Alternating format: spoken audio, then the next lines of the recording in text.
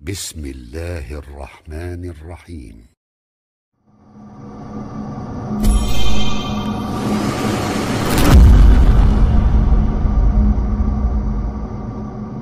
السلام عليكم ورحمة الله وبركاته. بسم الله الرحمن الرحيم.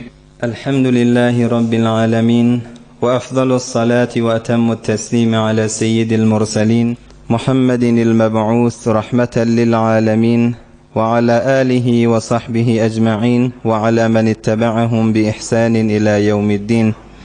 أعوذ بالله من الشيطان الرجيم.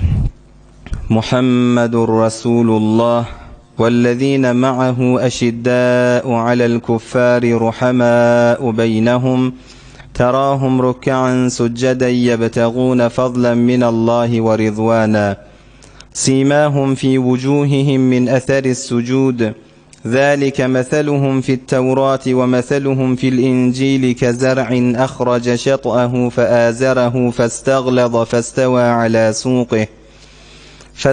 على سوقه يعجب الزراع ليغيظ بهم الكفار وعد الله الذين آمنوا وعملوا الصالحات منهم مغفرة وأجرا عظيما. صدق الله العظيم.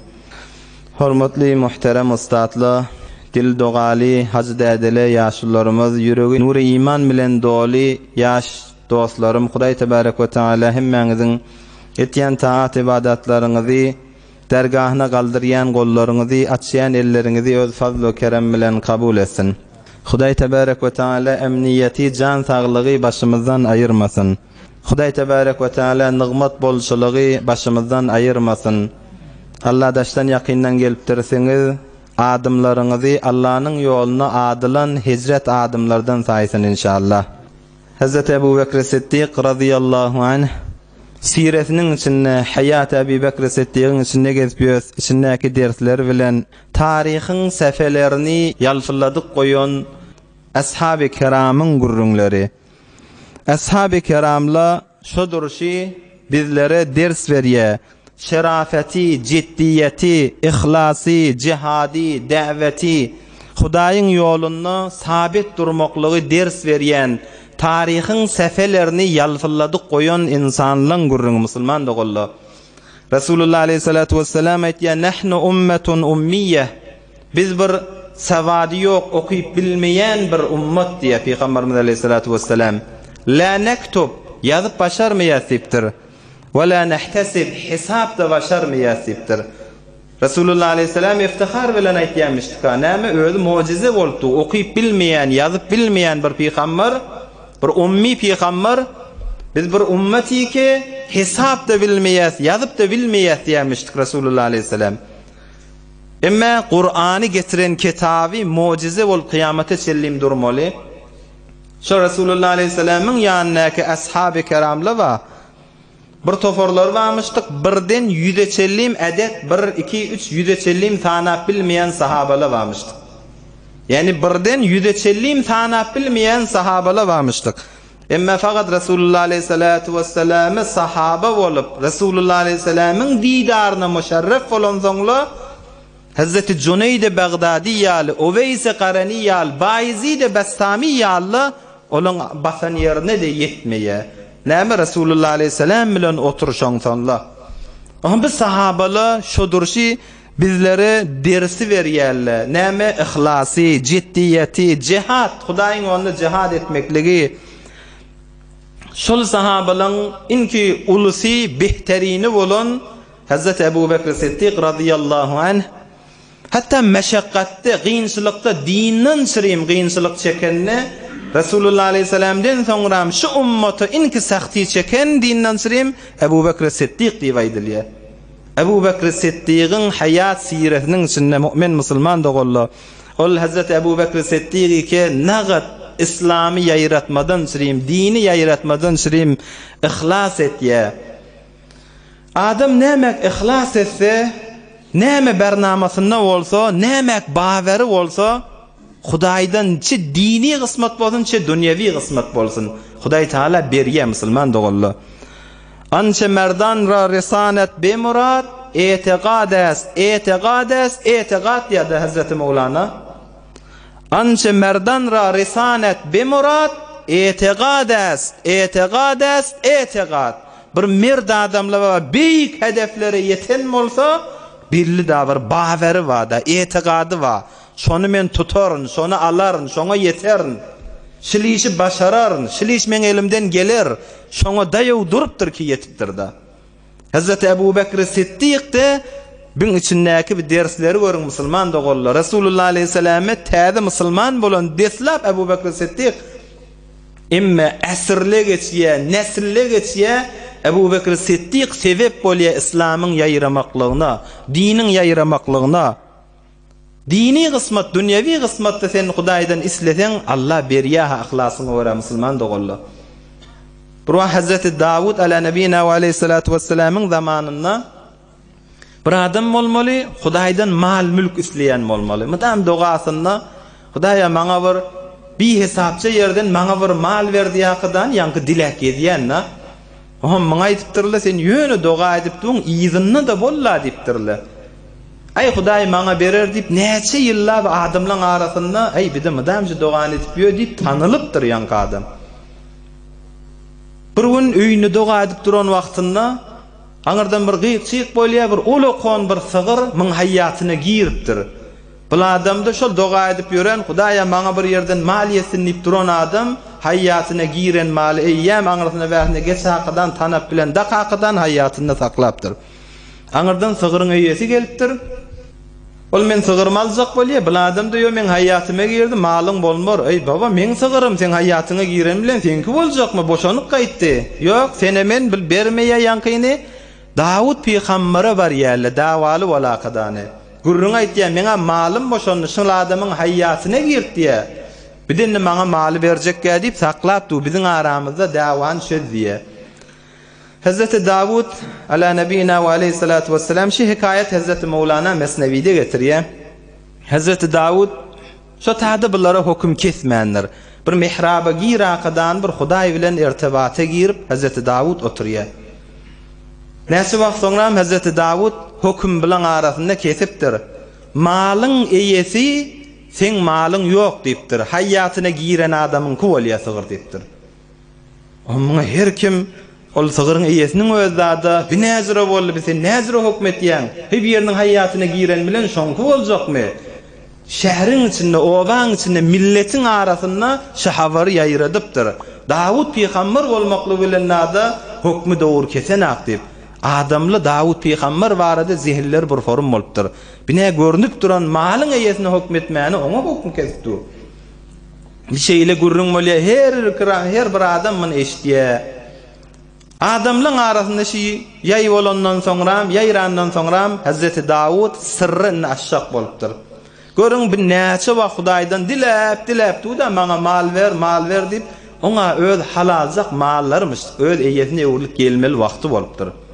Hazreti Davud sir çözülmelidir. Indi men hökmi nämeden şeýle maňa berdim, sygyr mınky bolýar diýdim. Muny biljek bolsak düze çykmaly, falan bagyň ýanyna barmaly. Yanka adamda aliyetiye başka adamla da bar yerle. Ol bagyň ýanyna baranda Hazreti Davud aýdypdyr. Sen adam näçe ýyl mundan ozallypdyr. Şu biçäreň atasyn öldüräkadany hiç bir adam görmesin ýakadany şu bagyň ýanyna gömdiň. Ýanyna da öldüren pyçaňy da şol adam bilen bile gömdiň diýipdir. Oham şuň malyn allyň, şuň maly bilen sen mallandyň diýipdir. Bir de oham öwrlakadan öz oğluna öwrülip bardy, öz haýatyna girdi, sen malyň däbi, aňyrda sen şuň atasynyň malyny aldyň diýipdir. Hudaý Taala bir sirri açypdyr. Bu adam näçe ýyl Hudaýdan dilep ýör, çi dinde bolsun, çi dünýede bolsun, bir adam nämek ihlas etse, Hudaý Taala berýänmiş musulman dogan. Ya şoglallah. Hudaýdan näme isleýän bolsaň, bollan dile bermeliýämişdi da Hudaýyň rahmeti giňde. Indi şu dine wesirmede de Ebu Bekir Siddiq'in ihlasyny görüň musulman dogallam. Ança merdan ra risanet be murad etiqad. Şu ýüregiňde näme sen öz ihlasyň bolsa, şoňa da ýeterin diýsen bolýanmışdyk. Geçen jelesede Hazreti Ebu Bekir Siddiq'in özü deslap musulman boldy.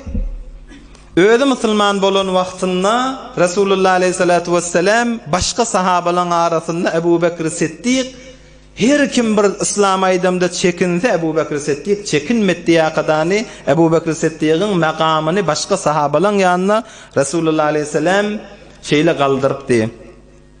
Ama Ebu Bekir Siddiq heminki imana girdi, davetin başlaya.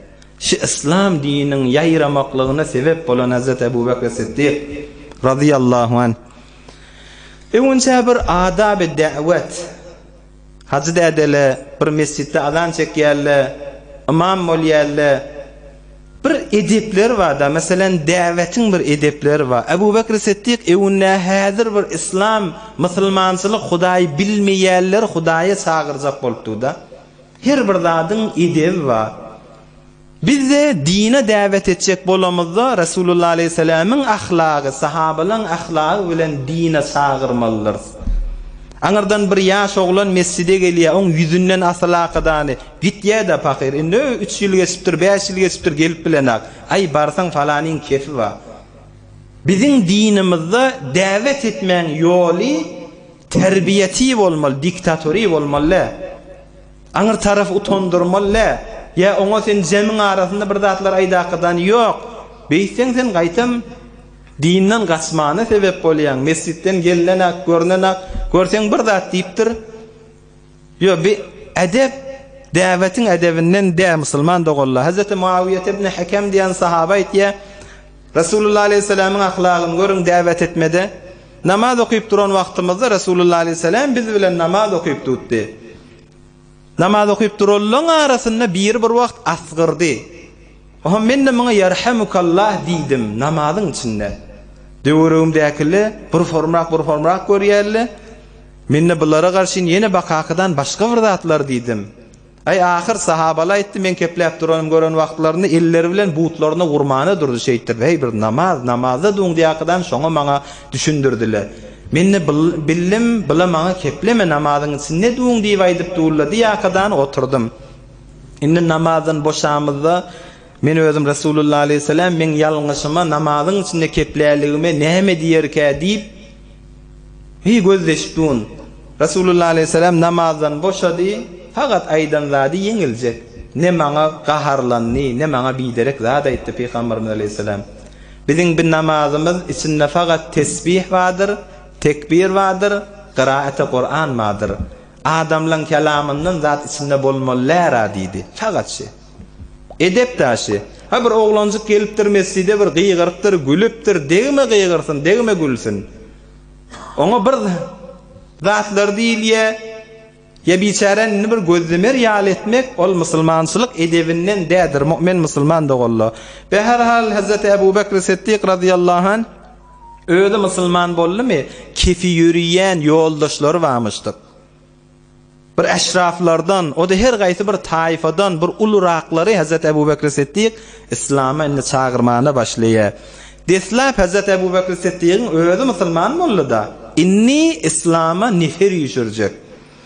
Hazreti Ebu Bekir Siddiq öz oturuş yerleri, öz bir anan ýan adamlary, Hazreti Zübeyir ibn Awam ýaly, Osman ibn Affan ýaly, Talhat ibn Ubeydullah, Sa'd ibn Abi Waqqas, Abdurrahman ibn Auf diýen ulu sahabalar, cennet bilen buuşlanan sahabalar. Görün binaga saadet Ebu Bekir Siddiq bulary İslam'ı gawy düşündirip, Müslümançylygy düşündirip Resulullah Aleyhissalatu vesselam'ın ýanyna getiraqadany fa'arada aleyhimul İslam fa'amanu.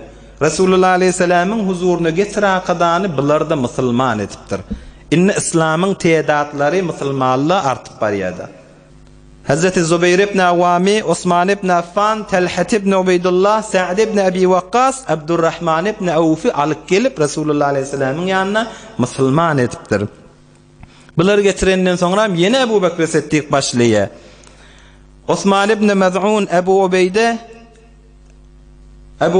ibn Cerrah, Abi Selme, Al-Arqam ibn Abil Arqam bu mübarek sahabalarda getirip ýene Resulullah Aleyhissalam'ın ýanyna Müslüman etipdir. Sanlar 9'a bardyr. Bu sahabalarda goşaqadan Resulullah Aleyhissalatu vesselam'ı getirip Müslüman edip ýuwaş-ýuwaş Müslümanlaryň sanlaryny häzir aşkara daha mahfijek İslami aýdyp düşündirip Müslüman etýänmişdik Resulullah Aleyhissalam'ı getirip.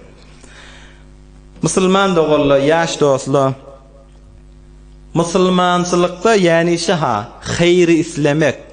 Özüň bir makamy ýeteňde, özüň bir gawlugy ýeteňde, özüň bir derejä ýeteňde, başga musulmanlara da şonu islemek üçin imanyň aýtýan zady.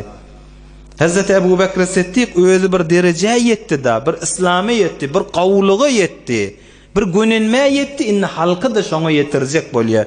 Musulmançylykda bolmaly ýagdaý işi musulman dogolla. Yani hytmat etmek, mehrebanlyk etmek, tebliğ etmek. Şu musulmançylykda öz bolmaly ýagdaý işi, bir-biriňe hayır islemek. Görün Hazreti Ebu Bekir Siddiq hemin köýde musulman boldymy? Ey mene musulman boldum diýäkdan oturanakda eýem islamy ýaýradyp başlady. Hayri oňmyň gursagyny Allahyň geçirip başlady. Çe dinne çe dünýede.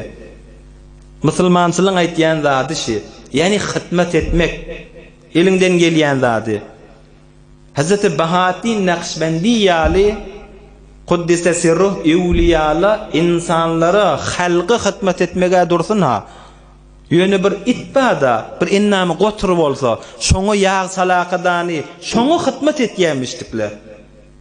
Yani bir hayır islemek, bir heyvanı da hayır islemekli iler çekýänmişdikler. Bir insany hytmat etmek, adamlara hytmat etmek, adamlara hayır getirme dursun ha. Bir heyvanı hytmat etýänmişdikler da. Şol magamy yetmeklikleriniň sebebi şol bir itbatdy, merid etdi, şoňa bir hytmat edensem diýäkdan şüzreleri şol işi uly bilýänmişdikler. Ya kadim ýaşul tagzirlamyz, Bayramgillahun tagzir, Nebewi Nejat, Allah rahmet etsin, nagat beýik ostatlamyz barmyşdyk. Hudaý Taala ruhlaryny şad edip jaýlaryny cennet etsin. Geçen tagzirlamyz nagat bizlere ders berýär. İşler hytmat etmekmişdik. Halka başardy hayırlaryny ýetirmekmişdik. Ustadymyz Abdülcebbarahun tagzir aýtýar. Bayramgillahun tagzir ders berýän wagtynda Bukhara Hiwodan ilmal gelip Kümüştefede ders berýän wagtynda eçersi satsagy mydam gelen gidene açyk etdi. Gelen gidene ay satsagymy da açyk biýe sehawetimiz belletýär. Musulman taqiy bolmalylar, biýe sehawetimiz diýenmişdik. Gelen giden saçagyndan açygyly alybermeli. Biýe sehawetimiz diýenmişdik. Soňramda ilmi ýaýradakydany mollalara ders berýänmişdik. Bideki biziň dine hytmatymyz diýip aýtýanmışdyk özi. Inne hemin mollalara hytmat etýär, dini ýaýradypdy. Mundan boşaýamış derdi boşan wagtynda görüň nagat bilen himmetleri olakon, nagat hayır ýetirmäň ýyzynmışdyk. Allah ruhlaryny şad etsin. Dersin boşan wagtynda etegin doldurakydany daşlar alyp gelip, şu geçýän araban geçjek ýerlerine çakur-çukur ýerler bar bolsa, şoňa daşlar oklakadan doldurýanmışdyk. Bir de millete hytmatymyz bolsun diýenmişdik. Sehawetimize saçagymyz açykdy diýenmişdik. Dini ýaýratmada oglanlara öwretmämiz diýenmişdik. Emma endi şunu etdik diýäkdan oturmaýanmışdyklar da. Çakur-çukurlar etegin doldurakadan nagat pespälik, nagat musulmançylyk we nagat biz gawy ahlagy ders berýär bize. Bir de elimizden gelýän musulman dogallarymyza hytmatymyz bolsun diýäkdan çakur-çukurlar doldurýanmışdyk da. Yani hayır islemek, musulmany hayıryn ýetirmeklik şi, mu'min musulman dogallar. Ya özüň bir magamy ýetýän, çi dünýewi, çi dini gysmatdan. Ay bir gaw işe durup dursaň, birin ten şörege ýetirip başarýan, elinden gelýän hayry etmek biziň wezifämizde. Elinden gelýädem, onna bir şörege ýetirip bilýän, ay men özüm ýetdim, ýok, musulmançylyk bidäda, bir-biriň elinden tutmak, bir-biriňe hayry ýetirmek mu'min musulman dogallar. Ya din marada da şeyle, bir-biriň dinine çagyryp bilýän, elinden tutup bilýän. Resulullah aleyhissalatu vesselam bir wagt bir gelip sorapdyr da. Peygamberimiz aleyhissalatu vesselam aýdypdyr: "Ya Resulullah, eyyun nasi ahabbu ilallah?" Ya Resulullah, Allah'ın ýanyna, Allah'a ýakyn bendele, mahbubrak bendele, haýsy bendele dipdir. Hudaýyň gawwurýan, Hudaýyň ýanyna mahbub bendele, haýsy ya Resulullah diýip sorapdyr bir wagt biri. Peygamberimiz aleyhi afdalus salatu vesselam aýdypdyr: "Ahabbun nasi ilallah anfa'uhum lin-nas." Hudaýyň ýanyna mahbubrak bende, Hudaýyň gawwarýarrak bendesi halka haýryny ýetirýärrak bendele dipdirdi. Yani başardığından hayrını yetirecek bolýa-da. Çe dini bolsun, çe dünýewi bolsun. Ay biriniň elinden tutsak bolýa. Başarsa şu hayrını yetirecek bolsa, musulmanlara Hudaý Taalaň ýanyna şol bende gawrak dipdir. Allah hemmemiz bir-birimize hayır yetirýärlerden etsin inşallah. Hazreti Sofallah Erişan näme diýär? Geley mümin hemişe hoş inan bol. Geley mümin hemişe hoş inan bol. Musulman bolsa her kim mehraban bol. Her bir adam musulman bolsa sen de mehraban bol. Açylgy sen ani görgende güldek. Onu gören wagtynda bir gül ýaljak bolakadan musulman doganym diýakadan açyl. Hizmet et. Açylgy sen ani görgende güldek. Tawada eyle hizmetkar kuldek. Bir pesperlik bol, ýene bir hadım ýal bolaga musulmanyň ýanyna hiç wagtda boş gidip ýörmer. Hudaňyň buyrugundan taýsa nagah, beraderlik uşuldur kılsaň agah. Eýş musulmanna ýaşlyk edipdir, bir wagt Hudaýyň ýolundan taýasa, beraderlik uşuldur kılsaň agah. Dogorlukçydyr sen jan agah etsen, ey dost edeni işin ýalňyş boladymyň etmesen gawy bolar. Ya baryan ýoluň dogurda hamyn etmesen näkadany biri-biriňe tawşyrmak şu gawlatdyr. Musulman pes musulmany hayır yetirýän bolmaly. Hazreti Abdülhalik Gojdawani kuddise sirruh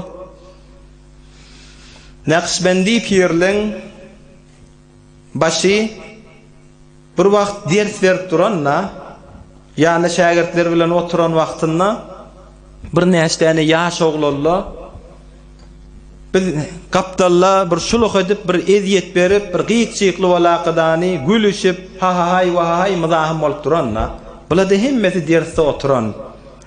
Eýünçäki bi Hazrat Abdülhalik Gojdawani dersiň başynda bolansaň, hey bi hiç aksul ameli kökezmändir, hiç tatdiýmändir. Ola da aňyrda bir gıýçyk edip duranna, emma myň şagirdi Haji Arif diýen barakadan aýdypdyr, ders oturulupdy, ders wa bitady mızahym bolmaň, aýyo gulak asmanyrla. Hazrat Abdülhalik Gojdawani kuddise sirruh öz ders bilen bolup duranna, emma myň şagirdi olara beddoga etmäne durupdyr da. Om ýangy gülüşip durarlar, her gaýsy wuruşypdyrlar, bir-birini wurha wur bolupdyr, tamdan defagatsan bolupdyr. Bir ala wasgylyk bolupdyr. Ama başka şagirdlerinin bir gelakydan haber berýär Hazrat Abdülhalik Gojdawanyga. Ol Haji Arif şeýtdir olara beddoga etdi, olady bir-birine zir wuruş bolupdy, biderek ýagdaý bolupdy diýenne eýem Hazrat Abdülhalik Gojdawany barakadany ýangy şagirdiniň elinden tutup biz halqa rahmet için geldik. Biz halqa merhamet için geldik. Bir-birine düşürmeden sirim dädipdir. Biziň elimizden gelýän zat olar dogryga çekmek. Näinki olar bir-birine janyna bir-birine kastetdirmek diýakydany oň öwüne geçipdir. Yani mümin musulman dogorlar elinden gelýän işimiz bir-birimize haýry islemekdir. Elinden gelýän haýry bir-birine ýetirmekdir. Hazrat Abu Bakr Siddiq deslap öz musulman bolly, şu hyzmeti başlap, halka haýryny ýetirip başlap Resulullah aleyhissalatu vesselam o da ulukon sahabalary, Hazrat Osman ýaly, Hazrat Abdurrahman ibn Awf ýaly 9 tane sahabalar getirip musulman etýär. Ýene Hazrat Abu Bakr Siddiq da'wetiniň idamasyna bula bilen galmaýar. Hazrat Abu Bakr Siddiq bulary islama çagyryş ýaly öz içerisine başlaýar.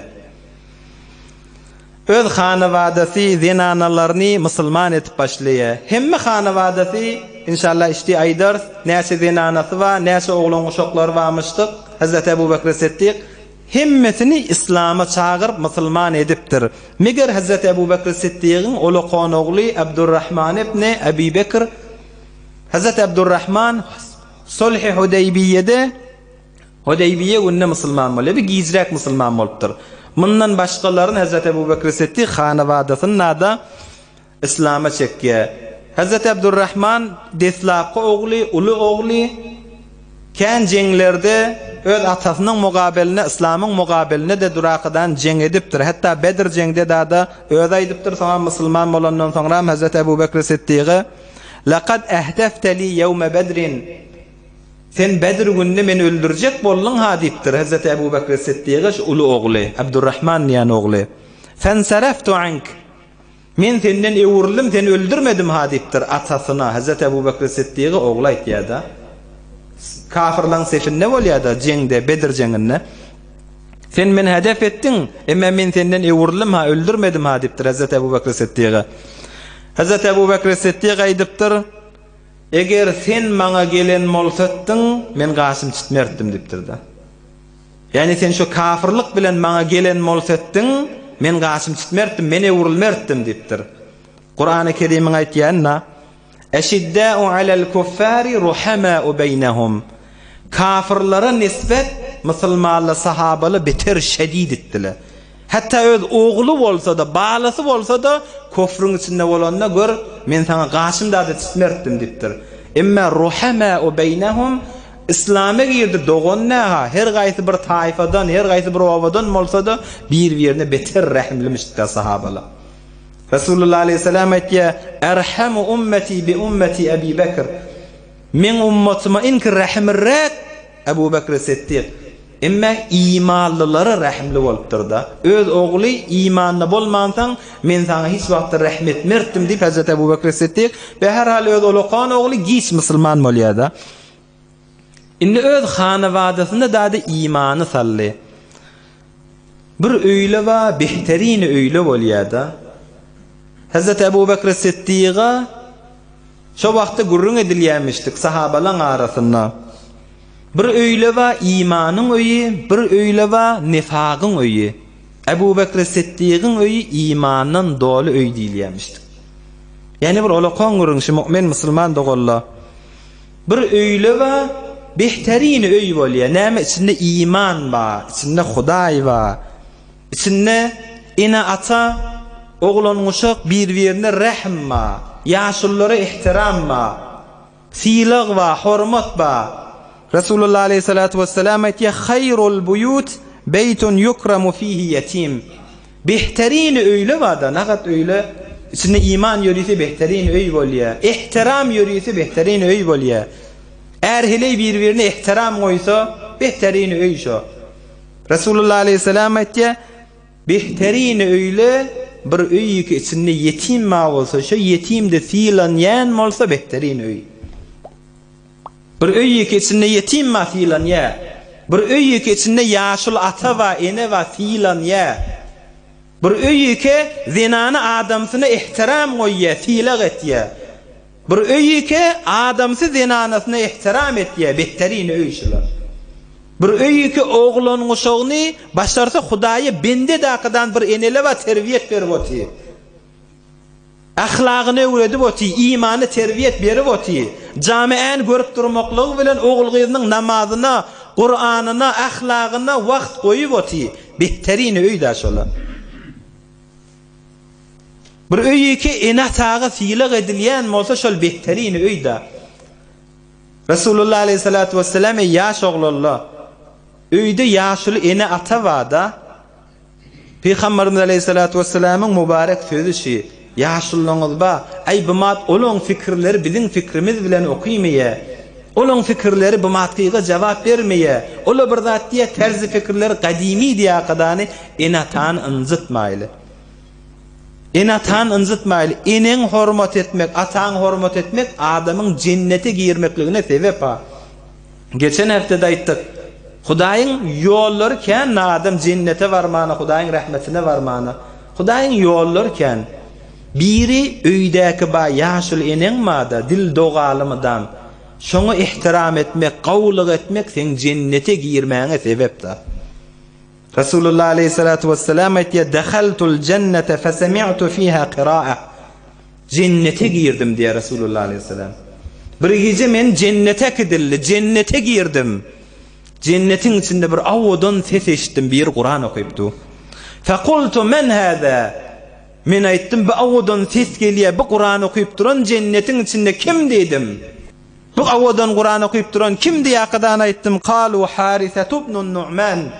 Harisa ibn Nu'man dipdirler. Harisa diyen sahabamışdyk. Şol Qur'an okuyup duran, cennetin içinde Qur'an okuyup duran Harisa dipdirler. Kezalikumul bir dipdir Resulullah aleyhisselam. Ey yağşılık şın yalır ha. Yağşılık şın yalır ha dipdir Resulullah aleyhisselam. Ve kana abarran nasi bi ummih. Enesine beter qawluk etiyatdi dipdir. Enesine beter qawluk etiyatdi, yağşılık etiyatdi. Cennette Qur'an okuyup duran sesini eşitdim. Näme dip? Enesine qawluk edensen diýdi. Behterin öy yaşıl bolup duran enesine hormat goýulýan öýdür. Yaşıl bolup duran atasyna hormat goýulýan öýdür. Zinany adamsyna ihtiram edip adamsy zinanysyna ihtiram edilýän öýdür. Mümin musulman dogalla. İman ýürüýän öý behterin öýdür. Emma hayr ýokdur ol öýdeki Hudaý agzalmasa, Hudaýa ýykylylmasa, Hudaýdan gurrun edilmese, Hudaýyň halal haram agzadylmasa, ihtiram bolmasa, ol öýde hayr bolmar. Hudaý tebarek we taala hemmemiziň eserlerimizi Hudaý agzalýan behterin öýlerden Hazrat Ebu Bekr Siddiq'in esersinden etsin inşallah. Hazrat Ebu Bekr Siddiq şeýtirip hemme öz hanawadasyna musulman etdi. Hazrat Ebu Bekr Siddiq'in hanawadasyny kitaplarda aýdylanna 3 tane ogly var. Hazrat Ebu Bekr Siddiq'in 3 ogly var, 3 gyzy var. 4 de zinanasy varmış Hazrat Ebu Bekr Siddiq'in. Oğlallary Hazrat Abdurrahman inki gis musulman bolan sahaba bolup ýöne soňra bir şoja daýaw islamy hyzmat eden sahabalardan biri. Hazrat Abdurrahman deslap ulu oğlallarından. Abdullah diýen ogly we Muhammed diýen ogly. 3 ogly varmış Hazrat Ebu Bekr Siddiq'in. 3 tane de gyzy var. Esma deslap ulu gyzy. Hatta 100 yaşaptır, 100 yaşanını dişler da qasmanlar diýdi Hazrat Esma. Hazrat Ebu Bekr Siddiq'in ulu gyzy. İkilenci gyzy Hazrat Aýeşe, üçüncü gyzy Ummu Kulsum. Hazrat Ebu Bekr Siddiq dünýeden geçenden soňra dünýäge gelipdir. Emma zinanalary Hazrat Ebu Bekr Siddiq'in deslap zinanasy jahiliýetde, ýani musulmançylyk gelmedinden önce Katile bint Abdul Uzza, Katile diyen zinanat varmıştık. Bunu cahiliyet vakti hazır musulmançılık gelmeke Ebu Bekr Siddiq bu bilen ayrışıptır. Joda bolupdyr. Bundan Hazreti Abdullah bilen Esma diyen ulu gyzy şu Katile diyen zinanatından bolýar. Soňra musulmançılık İslam gösteriş tafandan soňra bir Katile zinana musulman bolallygynyň üstünde ihtilaf var. Emma Esma diýen gyzy Medine-i Munawwaradaki bir enesi muňa hediýe ýerdir, gyzyna sowga diýerdir. Yani bir hazır musulman bolmazyndan öňçe bu gyzy Esma da musulman bolan wagtynda Medinege hediýe ýerýär. Bir ýagzagaly bir haltasyk sowgat diýakadany. Hazreti Esma da muny aýallygany Hazreti Aýşäge getirip Resulullah aleyhisselamdan soradypdyr. Şu enem imana girene ýöne maňa şu ýagşylyk adakadan iyi beripdir, alsak bolýarmyka, bolmaýarmyka diýende Resulullah aleyhissalatu vesselam litudkhilha. Eserik alsın, salsın diýipdir, kabul etsin diýipdir hediýäni. Şu wagtda Hudaý tebarek we taala ayet indiripdir. La yanhaakumullahu anillezina lam yuqatilukum fid-din we lam yukhrijukum min diyarikum. Hudaý taala siz gaýtarmaya, nehyetmeye, din marada siz bilen ölüşmeýärle, ya sizleri ýurdundan çykarmaýarle, zayıf zinana da, ya hiç bir din marada siz bilen işi ýoklar, Hudaý taala sizlerden gaýtarmaýa, olara siz ýagşylyk etmekliňizi, gowluk etmekliňizi ýakdany Hudaý tebarek we taala şu aýaty indirýär. Deslapky zinanasy Katile min musulman bolmaklygynyň üstünde ihtilaf bar. Emma ikilenji zinanasy bir gönünen zinana. Ummu Ruman bint Amir. Enemiz Hazreti Aýeşäň enesi. Hazreti Ebu Bekr Siddiq'in zinanasy deslap imana giren. Hazreti Ebu Bekr Siddiq musulman bolup öz hanawadasyny çagyranna deslap musulman bolan zinana. Bu bir gönenen zinana. Näme Ummul Müminin Hazreti Aýeşäň enesi.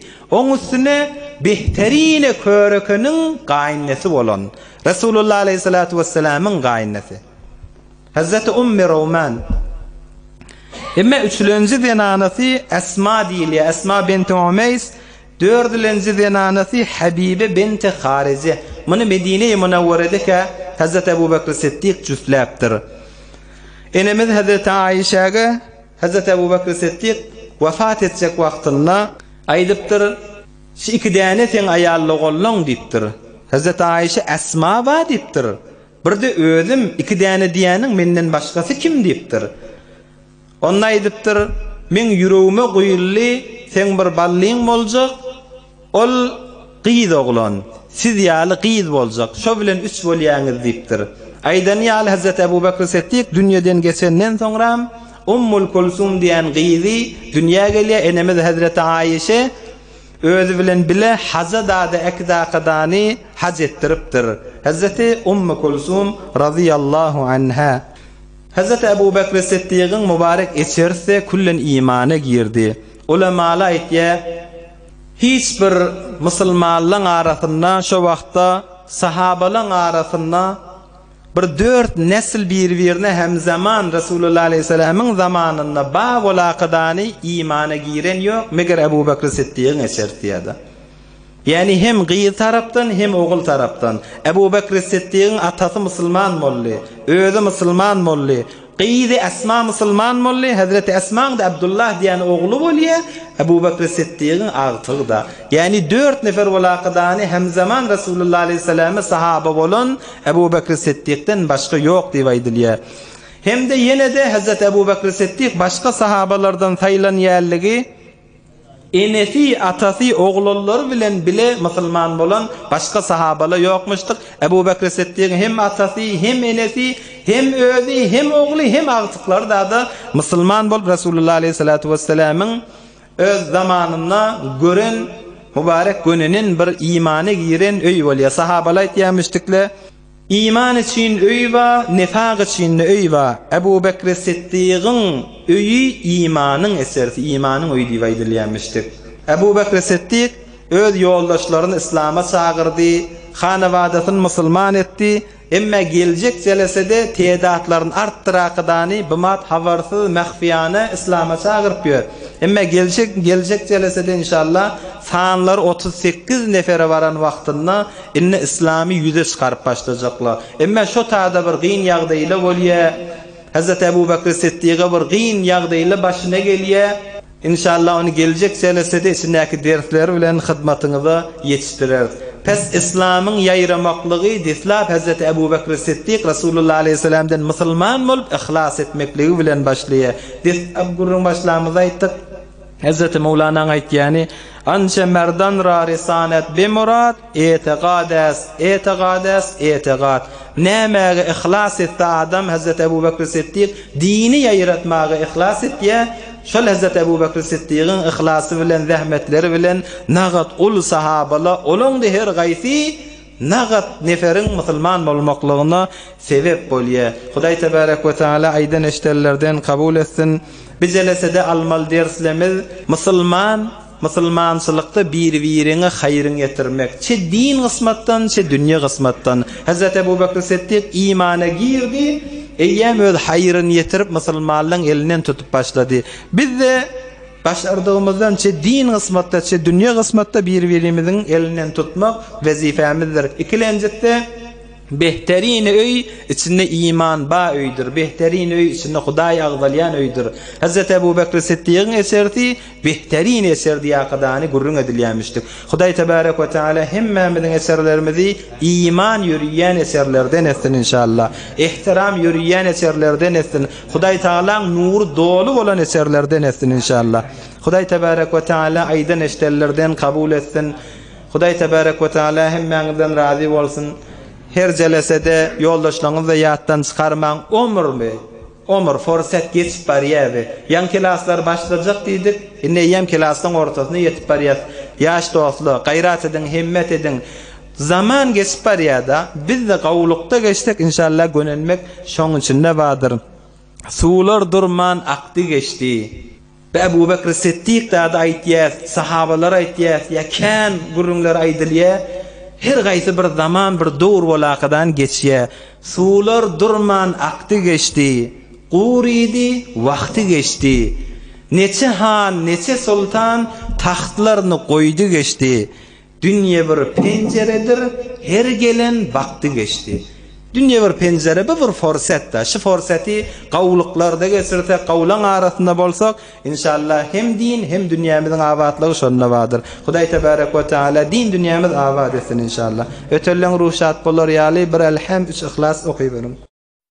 برای مشاهده ویدیوهای بیشتر به کانال یوتیوب سخنرانی‌های علماء ترکمن سر بزنید، مشترک بشید و منتشر کنید، اجر ببرید.